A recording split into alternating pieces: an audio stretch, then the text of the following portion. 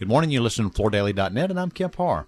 This morning, my guest is Cathy Buchanan, who's with Independent Carpet One Floor and Home in Westland, Michigan. Cathy, how you doing this morning?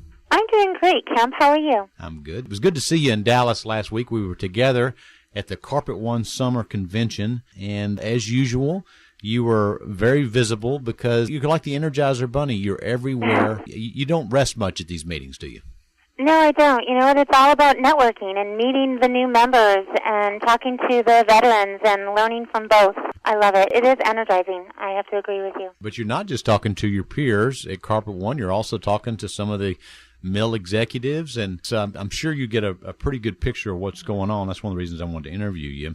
I do remember talking to you for a few minutes in Dallas, and you told me that at your store, and I should probably back up just to remind our listeners, you are one of the family members for a very successful Carpet One store just west of Detroit, and your parents were in this business, and now this next generation's come along, and you come to the store every day, right?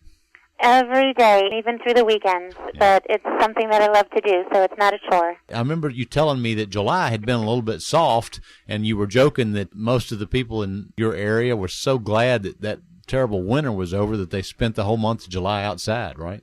We had a beautiful July. It wasn't too hot. It wasn't too cold. It was a perfect July for traveling. But I also believe that, we didn't do a whole lot of advertising in July. It wasn't a part of our FOR campaign through Carpet One. So I have to rethink a couple things next July and maybe incorporate a little bit more, extend the sale to drive a little bit more traffic. It may have just been because of the bad weather, January and February, that caused people to really want to enjoy the summer before school started. It's really hard to determine, but, that phrase, out of sight, out of mind, so I have to make sure that I'm still out in the public somehow. If we just look at today, just, your pace right now and how it compares to this same period last year, how are you seeing sales? Well, even though we were down January and February, March, April, May, and June sparked it right back up. So we're actually in the pluses. We're about 11% up from last year this time. That's fantastic. It is fantastic. I'm very happy. Because I talked to some of the senior level people at Carpet One, they were telling me that, they're probably outpacing the competition a little bit, but still sales were lackluster compared to what they'd hoped it to be. Well, it's funny. Traffic is not as large, but our average ticket has increased. I would probably say that our financing opportunities that Carpet One has promoted for us have helped that average ticket.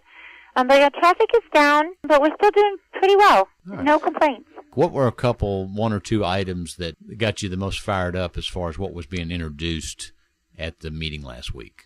Well, the meeting was a very well-rounded convention. We had Bing meetings, which are business network groups. They were in the morning, and there were, I think, about 10 of them, and different directions, cabinetry, which is going to be, I think, a major player in our industry. You cannot just sit idle. You have to dive yourself and be very diversified into commercial work, into Main Street commercial, into builder, if you have that in your area, window treatments, paint. The stores that have furniture are bringing in traffic, whether it be for furniture or flooring. And now the introductions to cabinets.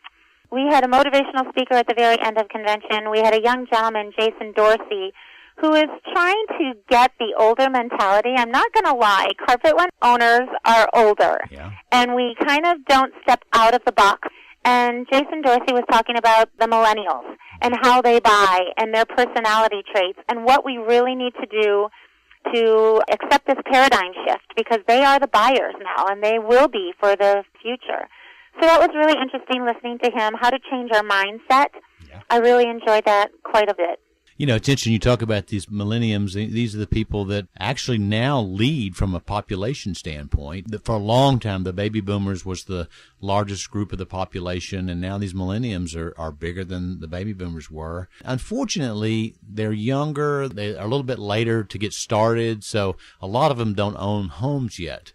But they certainly will be a factor down the road, won't they? A huge factor. And we have to learn how to communicate with them and what tools we need to communicate with them and how to talk to them, how to react with them, how to showcase our showrooms. We have to do it completely different.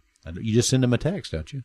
We send them a text. We make sure we have iPads in our hands. Okay. So it's a little bit less communication face-to-face, which is kind of sad because that's what our stores are all about. Right. Well, maybe when they get older, they'll look at you. Yeah, they'll figure it out. Right, exactly.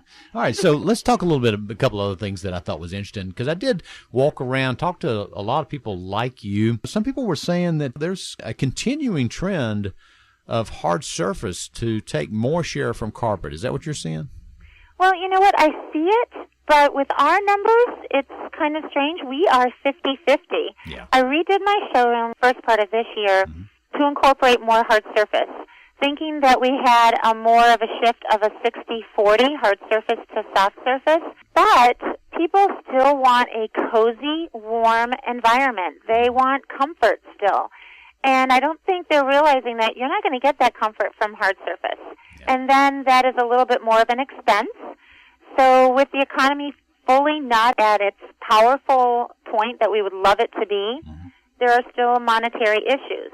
So if hard surface is out of the reach in their budget, there are some magnificent soft surface introductions that can still provide performance, still provide comfort, dynamic designs. One of the wonderful new introductions that we saw from Tuftex into our Tigressa collection, I'm thrilled about because they're all precision cuts and they're beautiful and they're dynamic and wonderful colorways. Let me pile on here. You mentioned that Tuftex display that was rolled out there. All those products are patterned. It was really pretty cool. They're using, I believe, that Just Shorn display, but it's really cool how they're displaying that. There's the light side on one side and the dark on the other.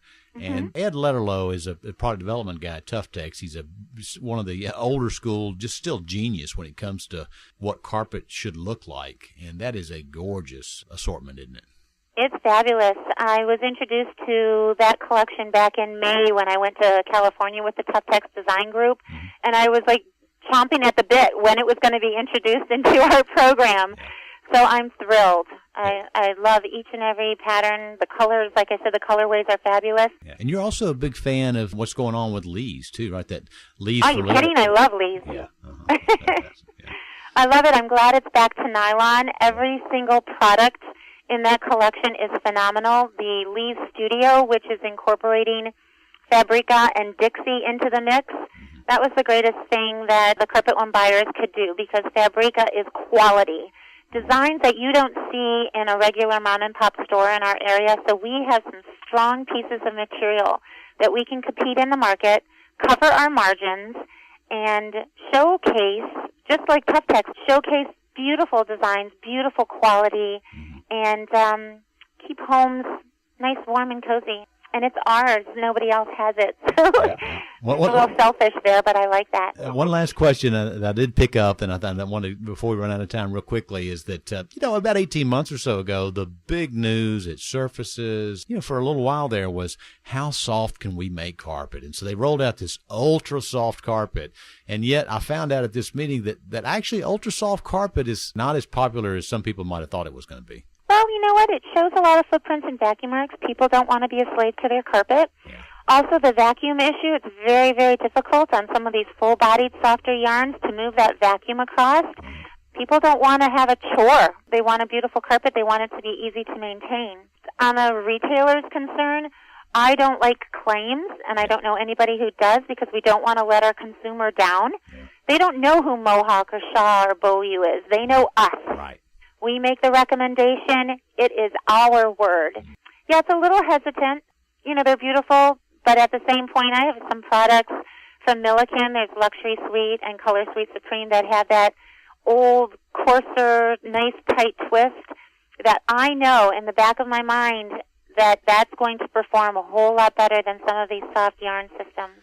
Well, there's a place for it. There is. Just bedrooms and bedrooms. Yeah. Right. All right, Cathy, well, it's great to talk to you. Again, been talking to Cathy Buchanan, part of the family that owns independent Carpet One Floor and Home in Westland, Michigan, and you've been listening to Kemp Harr in FloorDaily.net.